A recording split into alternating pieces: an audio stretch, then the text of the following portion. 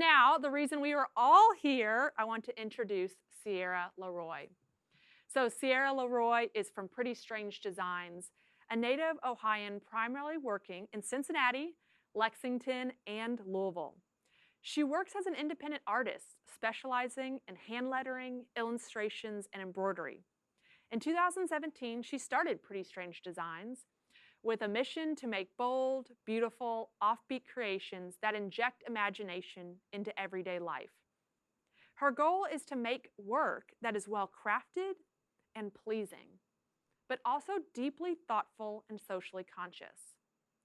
She is passionate about connecting art with community development and using creativity to build bridges that explore deeper connections.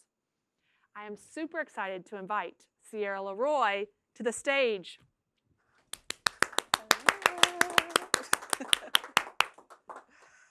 All right. Thank you so much to Jamie and the rest of the Creative Mornings crew. Thank you to the team here at Studio 46 who is putting all of this on.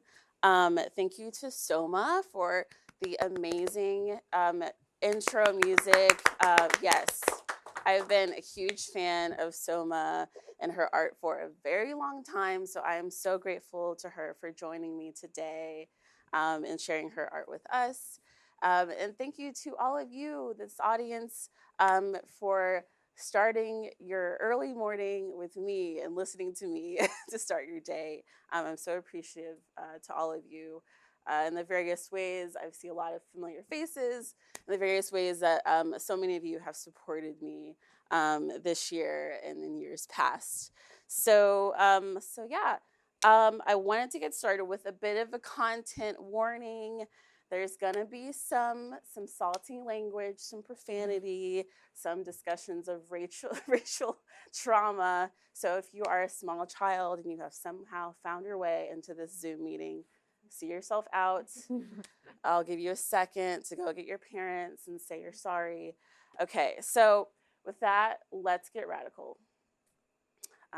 Most Black Americans have a story like the one I'm about to tell. The first time they were called out of their name. I was called a nigger for the first time when I was in middle school. I was at summer camp on a field trip in the Ohio countryside. The school bus carrying us broke down, so our counselors had to take me and about 20 other little Black girls down the road to a fire station to get help. As we walked, a rusty pickup truck approached, and one of the men inside screamed niggers at us. Nearly 20 years later, I can still vividly remember the assault on my senses.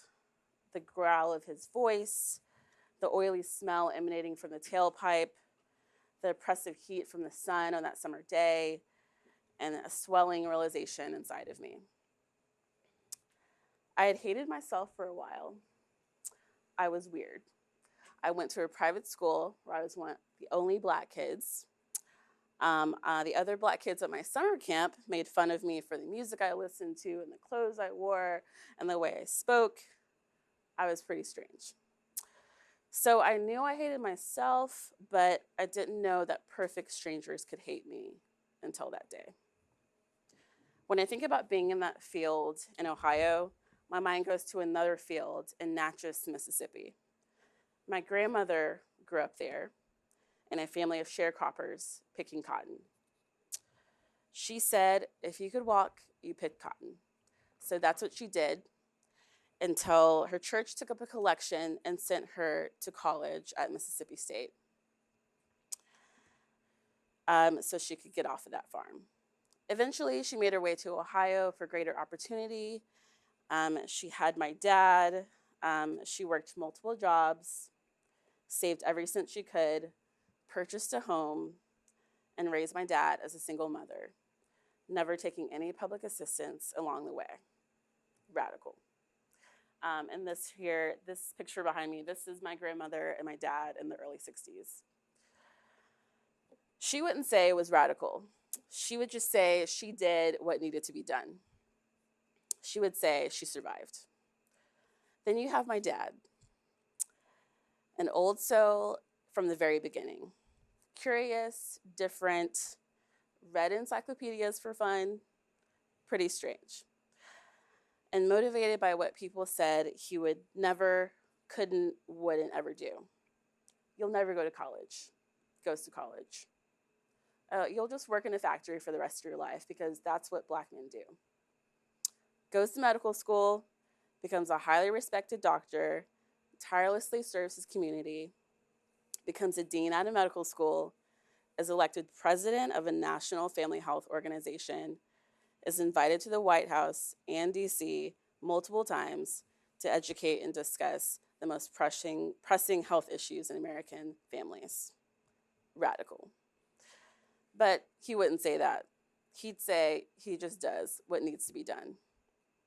He'd say, don't succumb to the gravity of low expectations. So how do you do this? Well, lucky for you, I've put together a 4-step guide on how to be radical. So, first step, don't be a dick. In other words, be radically kind.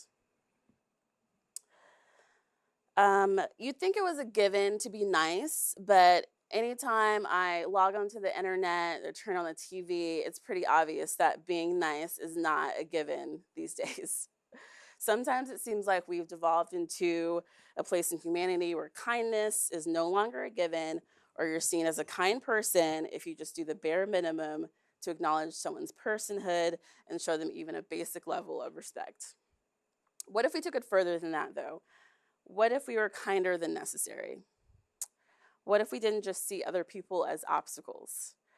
I think about all the times that I've been in the car, frustrated that other cars exist on the road, or I've been standing in line at the grocery store, annoyed at the person in front of me in line who has a super full cart because I just have this tiny basket of junk food and I just want to go home and watch trashy reality television. And if this person wasn't in front of me, I could go home and do that a lot quicker. But then I remember to be nice, because every car on the road represents a real human being who is trying to get somewhere too. And every grocery cart and basket represents a person or family who just wants to be nourished. But this mentality can be hard to maintain because here in America, we live in a society of radical selfishness a lot of the times. America first, my rights, which is why the greatest nation on earth has had one of the worst responses to the COVID-19 pandemic. So this is me in a embroidery thread scrap mask that I made earlier this year. So a lot to do with our abysmal leadership, a lot to do with radical selfishness. There are times when putting your rights aside is the right and good thing to do for your neighbor. So be radically kind. Stay home when you can, wear a mask, and wear it over your nose, for goodness sake. I'm going to talk about someone now who I have to work really, really hard to extend radical kindness to in my heart. This is Donald J. Trump as a child. And maybe some of you look at this and think, wow, just what a little shit. He looks so obnoxious even as a kid. But that's not the point. I'm showing you this because whenever I'm tempted to hate someone, the late John Lewis's words come to my mind. Lewis says, one method of practicing this approach of nonviolent suffering is when faced with a hateful, angry, aggressive, even despicable person, to imagine that person, actually visualize him or her as an infant, as a baby. If you can see this full-grown attacker who faces you as a pure, innocent child that he or she once was, it's not hard to find compassion in your heart. Everyone was once a little child, even Trump. And it's clear that he was not cared for in the ways he should have been cared for. And even now, as a grown man, he is in profound pain and therefore hurts everyone around him. Finding radical kindness in my heart for this man doesn't make me any less angry about the horrific and abusive things he has said and done, but it reminds me of his humanity. and it reminds me of the humanity of people who don't agree with me. I was talking with my friend Felice about this concept, and she brought up how in America, both the radical left and the radical right are seen as negative things, no matter what side you're on. So, radical kindness is the thing that can bridge that gap and bring those two things together. Step 2 to being radical: love yourself. Now, this piece here, this embroidered shirt that I made says "I love myself." If you can't see it, this is one of the most difficult and out there pieces that I have made. Not because it was complex in design or it was hard to embroider, but because it used to be so hard for me to practice self-love. It's radical to possess radical self-acceptance. It's more normal to be self-deprecating and to constantly be searching for ways to change yourself, change your body, change your social class, etc. And there are just so many things that I used to hate myself about. Like, I didn't like my big eyes, my wide nose, my dark skin, my long gangly limbs, my soft-spoken voice, my awkward personality, my introverted nature. I've been hard on myself about the fact that I've gained a few lbs during the pandemic. So many things. But I'm going to flip that around. I'm going to talk about some things that I love about myself. So, things I love about myself: I love my big brown eyes now, how tall I am, my sense of style, the fact that I'm an amazing cook, my sense of creativity. I love my voice as an artist. I love myself. Self-love radiates and improves the energy of those around you when you have it. It's amazing the energy that you free up when you're not spending so much of it beating yourself up. Step 3, change your mind. I'm not talking willy-nilly. I'm talking admitting to someone that you were wrong. I know. I'm talking breaking from the toxic, oppressive mindsets you've grown up to embrace. You've grown up to embrace something more progressive, equitable, and meaningful. I'm talking a 91-year-old lifelong Republican who voted for Joseph Robinette Biden. Yes, that is his real middle name, and it's amazing. I heard about this 91-year-old voter on the latest episode of This American Life. Great episode. Check it out. It's called Personal Recount. So Lewis is his name. Lewis called up the Democratic Party headquarters in his town and asked for the biggest Biden-Harris sign that they could give him. He put it up on his farm. He cut down all the overgrown weeds and plants around the signs. It would be more visible from the highway. And closed up the gates near it so none of his neighbors, who all had Trump signs in their farms, could tamper with it. So he not only changed his mind, he did the most, and I'm so here for it. So why did he change his mind? Lewis has voted in 18 presidential elections, but this was the first one that he was actively engaged in. Trump's disregard for the pandemic, policies that have separated children from their parents at our southern border, and all of the broken promises convinced Lewis to change his mind. Lewis said, "It's always a bunch of damn lies, and it scares the hell out of me." And he goes on to say, "I wanted someone who cares for someone or something besides himself." So be like Lewis. Don't be afraid to listen. Don't be afraid to admit when you're wrong. And don't be afraid to change your mind, even if you're 91. Step 4, keep going. So I know some of y'all have been waiting to find out how I got to where I am in my career today. How did I start working with companies and brands like Facebook, Instagram, Ann Taylor, Madewell, Cosmopolitan? And how in the world did I rise to a new stratosphere in my career during a global pandemic in a moment of intense racial tension in our country? Well, a turning point in my career happened after the murders of Ahmaud Arbery, George Floyd, and Breonna Taylor. Once again, Black death fueled the outrage cycle in America, and I was fed up with the cycle. I was fed up with the fact that after the hashtags faded and the marches dwindled, the vast majority of white folks weren't going to do something radical. They weren't going to make dismantling oppression a part of their daily existence. So I did what I do, and I made a piece of art about it. And this is that piece. I called it The Cycle. And it went viral.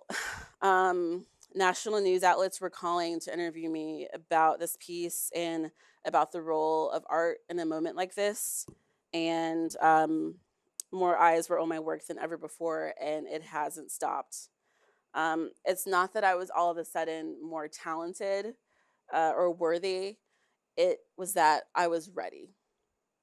Stay ready. Keep going and keep working hard. Keep doing what your spirit compels you to do. What stops most people is the very beginning of the work. So sometimes the most radical thing you can do is to keep showing up. So a lot of times when I'm trying to process a particular topic or something that's going on in the world or in my own life, I write a poem about it. So I wrote a short poem to end my talk with today, and it's called One You. You say, I'm only one person. What can I do? Yes, you are only one person, but there's also only one you. Do not deprive us of the things only you can offer. You may not have the power you desire or the power you think you need, but you'd be surprised at what happens when you make the most of what you have. Harriet was only one person, hundreds of slaves freed. Oprah was one person, television forever changed. Stacy was one person, thousands of voters registered. Marie Curie, Frida Kahlo, Rosa Parks, Jane Goodall, Gloria Steinem, Susan B. Anthony, Malala Yousafzai, Maya Angelou, Ruth Bader Ginsburg. Radical. No, it is not lost on me that everyone I just mentioned is a woman. Catch up, men. Stop being so proud and toxic. Support the work or step aside. Because we may be nasty women, but at least we get shit done. So be nasty. Speak up. Insist. Resist. Persist. Disrupt a culture of silent complicity. The revolution is in you. The change is in you. The radical is in you. The glory is in you. Thank you.